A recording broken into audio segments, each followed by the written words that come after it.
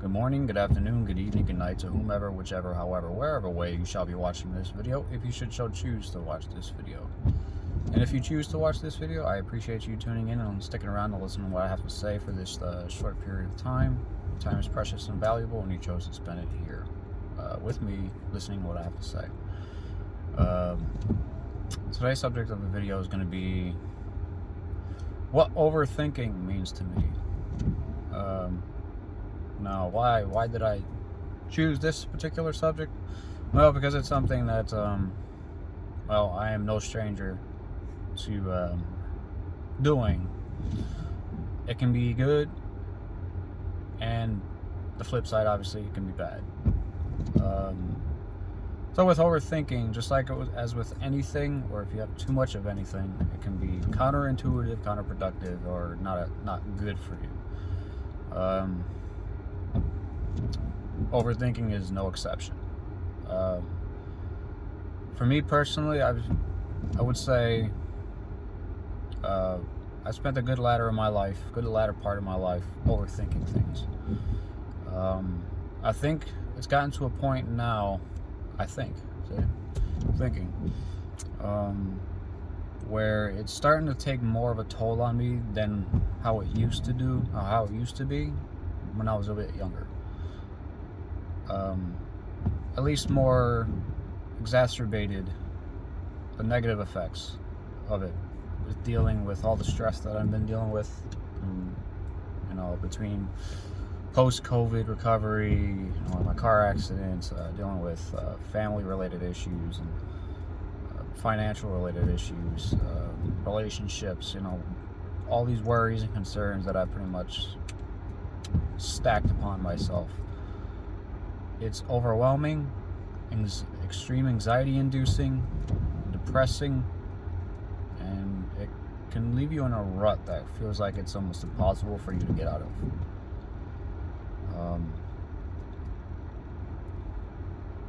When I was younger, and I used to obviously overthink things, it never really, at least not that I noticed, or maybe I was too blinded to notice or whatnot.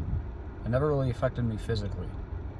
I always maintained a level of calmness visibly, and you would really never see it visibly in me. If in any normal setting, if I'm thinking about something, you would think, oh yeah, he's probably thinking about something, based on my facial expressions, but he looks still and whatnot. But now it's gotten to a point where it's like, with my sleep being still an issue, and being sleep deprived to some degree, or not getting enough sleep, that has its own effects on the body. Meaning, obviously, besides brain related issues, meaning like, maybe you're more anxious, you deal with more stress and anxiety, you deal with your mood is pretty much not all that stable, at least to some degree. Can't speak properly, right?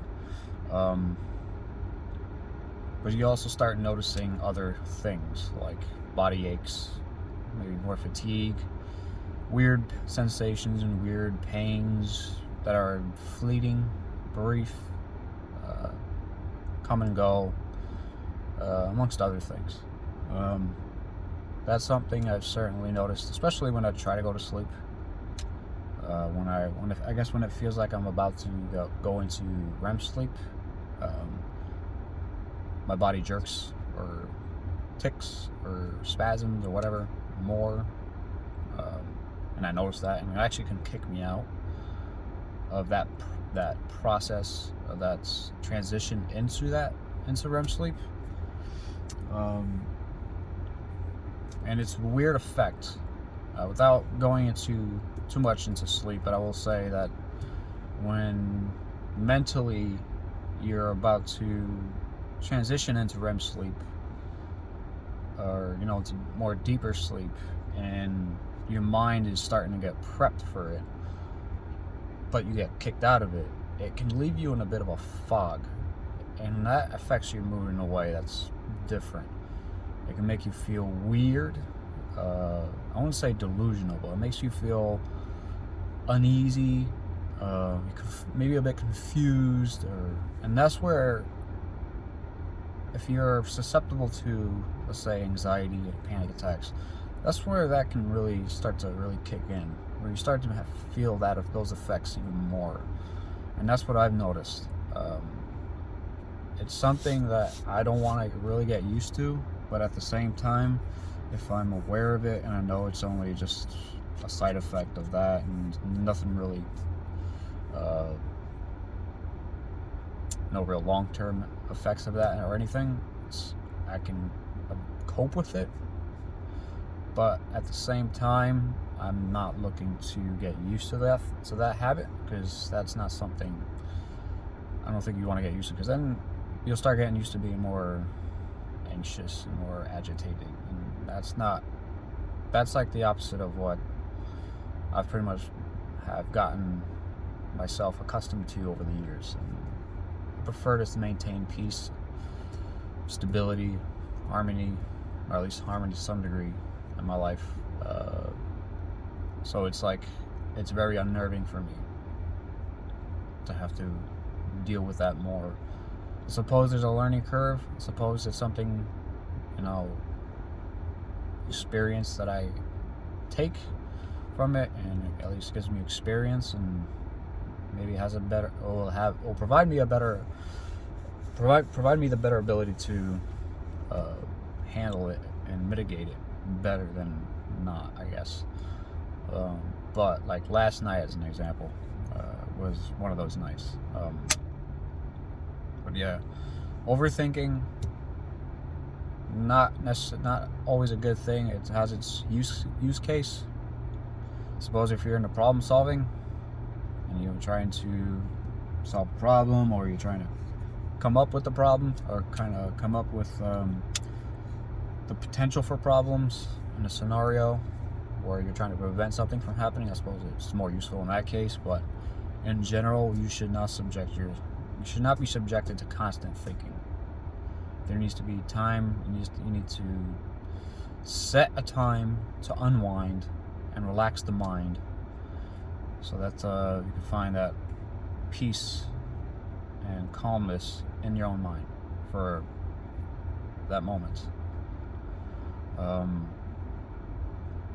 Because when you're overstimulated, you burn yourself out, and it can potentially lead to, let's say, a panic attack or an anxiety attack, and that just drains you even more when you go through it. And if you have an issue with sleep, or going to sleep, and you can't get to sleep after that, it's a double stacking. It's a double negative. It doesn't mean a positive will come out of it. Well, I mean, maybe, but yeah, that's been the rut that I've found myself to be in, at least here and there, especially with everything that's been going on in my life. It's overwhelming at times. Sometimes I think I'm just losing my mind. Because there's so much going on. It feels like I can't find that peace and stability anymore in my own mindset. And that's really unnerving, because I feel like that's something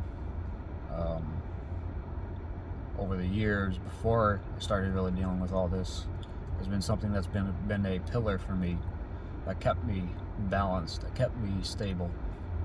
It's like I can have nothing, like literally nothing. Like I could be broke, say no friends, no family, potentially not even, let's say, a roof over my head, which pray to God, that doesn't happen, where I don't have any, where I lose it all.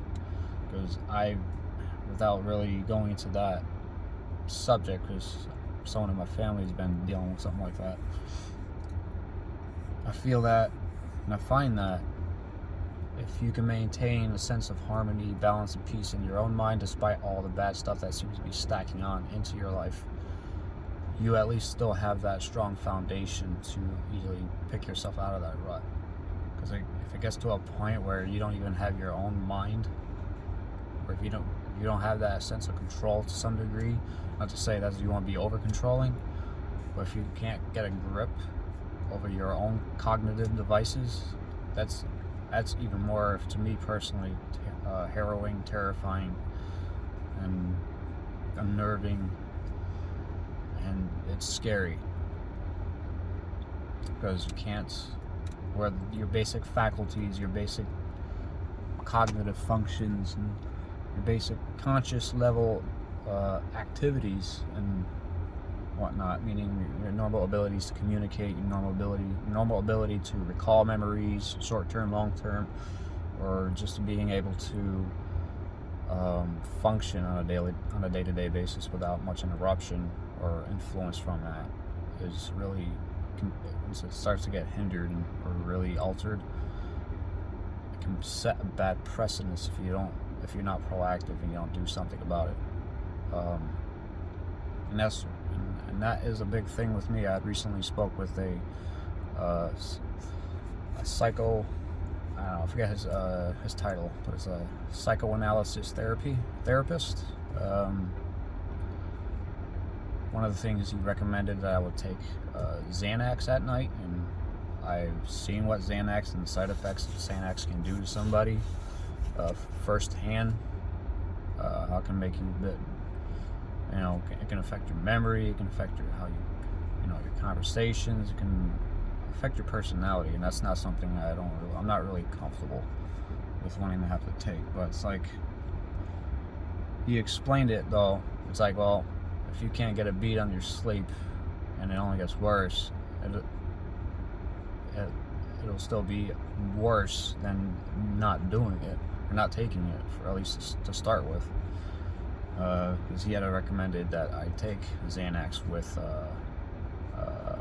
something called hydroxyzine, but it's like, I don't want to have to take that unless it's an extreme case where I can't sleep at all, and I don't want to build that reliance upon it. Scary for me personally.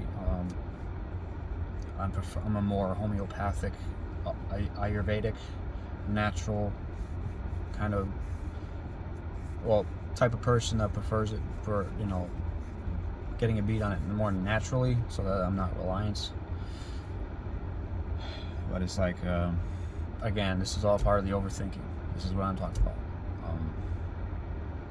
But yeah, so I think if you can try to make a consistent habit of setting some time aside to meditate or do something that calms your mind, stops your mind from thinking for, let's say, an hour a day or an hour every other day, you can potentially start getting back that balance, that stability.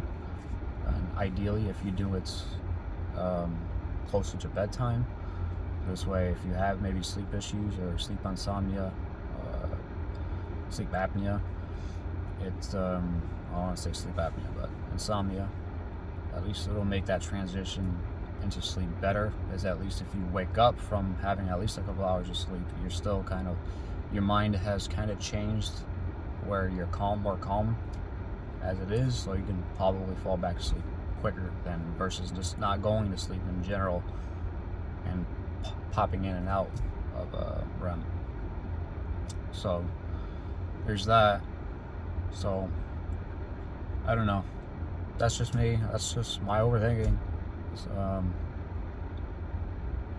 But yeah, hopefully this gave you something to ponder upon in a positive way, to educate you, to make you see things a little bit differently. And I don't know, maybe you're dealing with or struggling with something like this in nature. I know a lot of people are going through the same, at least when it comes to chronic anxiety or chronic insomnia, panic attacks, and just that kind of stuff in general. I mean, panic attacks alone are pretty scary, especially if you don't know how to kind of, I wouldn't say catch yourself, but like calm yourself to some degree, or to let it run its course while still being proactive and trying to calm yourself,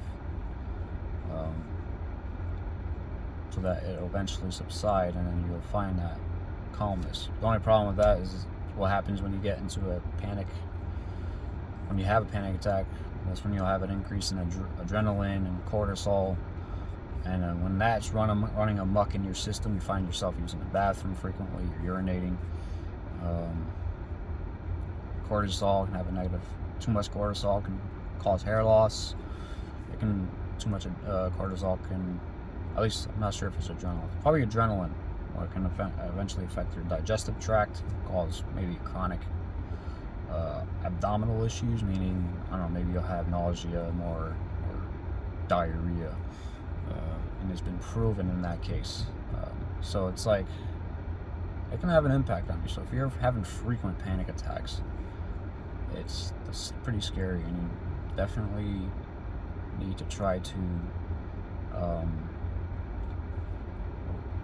remediate that, or take some steps necessary to purge your system of the abundance of adrenaline and cortisol. And how you do that basically is exercise, staying hydrated, taking it easy on yourself, eating healthy, eating foods that are beneficial, making sure you're not deficient in certain vitamins,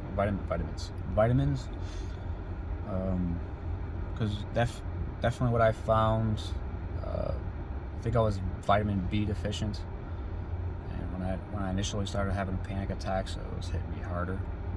But when I started taking vitamin B, the B complex, when I do have panic attacks, it's not as severe, knock on wood. Fingers crossed, pray to God it doesn't get any worse, or it's just me getting used to it. It can be pretty scary. So